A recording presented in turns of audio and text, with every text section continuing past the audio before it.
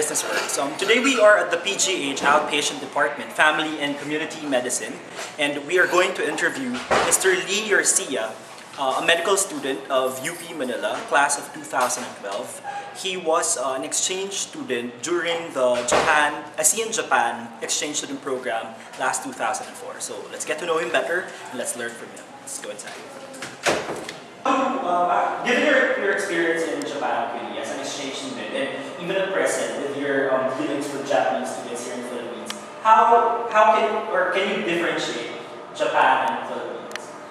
Well, actually, the Philippine culture and the Japanese culture have a lot of similarities in terms of the structure for one. Like, in terms of the organization, Japanese culture is a highly patriarchal and conservative society. So, usually the father is the decision maker in terms of the family unit.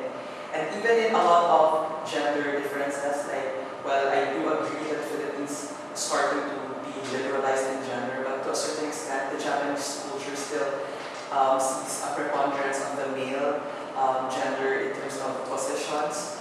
You can see that in the CEO positions or even the heads of the state or the positions in the parliament. On my observations, I think the Japanese culture is a driven culture. They set their goals and they like to pursue these goals as part of their own personal endeavors. Maybe not so different with the Filipino culture as well. And I remember when we were asking about the type of relationships and the type of closeness that they have. The Japanese culture is not as expressive in terms of their emotions and feelings in contrast to other cultures. In fact, they're more of a reserved, as I've observed, they're more reserved with their emotion. Structured form of culture, and whenever you're going to meet this culture, you need to be aware of the structure and you need to be sensitive about the structure. Good evening. We're now here in Tokyo, and we're going to interview Miss John Marie Therese F. Jamones. Wow, very long name.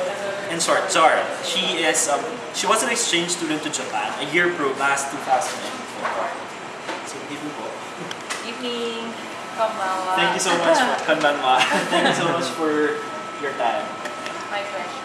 So we're very interested in knowing how was your intercultural exchange program experience in Japan? My intercultural exchange in Japan was a life-turning moment for me in my entire life. That was where I discovered more about myself, more about other cultures, and basically it's an appreciation of what you have and what others have, and trying to bridge any differences that you have and appreciating the similarities that you have at the same time. How are Japanese, especially the young people, relate to the elders? And how do elderly people relate to young people? Okay, just a background about the population of Japan and the Philippines. It's very different. The population pyramid of Japan is inverted, meaning there are more older people than the younger ones. Respect for the elders is a very, very big thing. If the Western people can afford to put their parents or their grandparents in foster homes or home for the aged, it's a very big no-no for Japanese people. How about hierarchy in Japan? Is it more patriarchal? Yes, it's very patriarchal. In my family, just to give you a background, my family owns a supermarket in Japan. My family owns a supermarket in Japan, and it's more of a family business. It was handed down through the ages, and my father manages that entire business. Even though my father is away most of the day, the patriarchal nature still thrives within the family, meaning all the decisions, all the major decisions should be decided upon by father. Given that they are patriarchal, how are women seen in Japan or treated in Japan? Well, Japan is basically a mix of fusion of the old and the new culture. The present day Japan has tried to adapt to its new environment now, at the same time still trying to keep the old values. So in terms of the gender roles, even though there's an improvement in terms of not really discriminating the women, but it's still expected of the women to do the conventional roles of a woman, like doing household chores, basically anything that pertains to the house, keeping the house, and taking care of the children. It's the role of the woman. The culture of Japan, it all boils down to looking at the structure of the Japanese family, because basically everything cultural can be seen from the Japanese family itself. The elderly are very conservative. So just like here in the Philippines, it's what you see in the elderly here in the Philippines, it also goes the same for the Japanese elderly.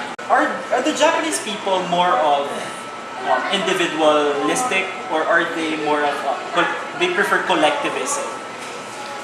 Japanese people are very group oriented.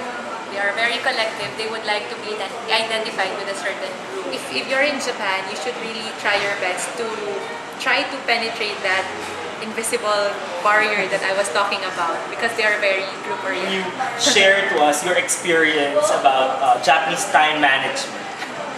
Okay. For the Japanese people, every minute, every second is precious, very valuable. It can be seen concretely with the train schedules, train or bus schedules. If it says in the bus stop schedule or train schedule that it's supposed to arrive at 9:08, it will arrive at 9:08 by all means. It's a very big violation to be late or tardy just for 5 minutes in anything in Japan, be it a meeting most especially for business functions. Traditional art this time, I engage myself with calligraphy. You call that shudo, and that's the way of writing. Ikebana or Kado, that's flower arranging. Sado, the art of tea ceremony. Those are the three things that every Japanese has to know. One thing that I can say about Japan, it's an epitome of how you combine the old and the new perfectly. Embracing change is one thing that has made Japan to be where it is now. At the same time, while embracing change, they learn to preserve or keep those old values and traditions. Whether you are at the workplace, even though everything's new, everything's fast, high-paced environment, in terms of dealing with people, you still stick with the basics. How were you received as a visitor in Japan? Okay, I stayed in Japan for 1 year. I think we all undergo the same stage that if you are a visitor, a newcomer, everything's hyped up. There's a newcomer in town. They welcome you with a warm welcome. Everything's expensive in terms of where you eat, what gifts they give you, the preparations they make. But if you're there long term for 1 year, you have to adjust, because it's not all the time that you will be treated as a visitor. Before we end, we're just curious, what is funny in Japan? Or because we're Filipino people are, happy people. We like jokes and stuff like that. How is that in Japan? In Japan, it's called judan. Jokes are called judan. And, well, if you are a foreigner, you won't recognize it if it's a joke or not if you haven't stayed that long, because again, language is a very big barrier, and for you to appreciate a joke, you have to understand where that joke is coming from. So lastly, in one word, how was the Japan experience? One word with the hyphen. It's okay. It's life-changing. Yeah. Thank you so much. You're welcome.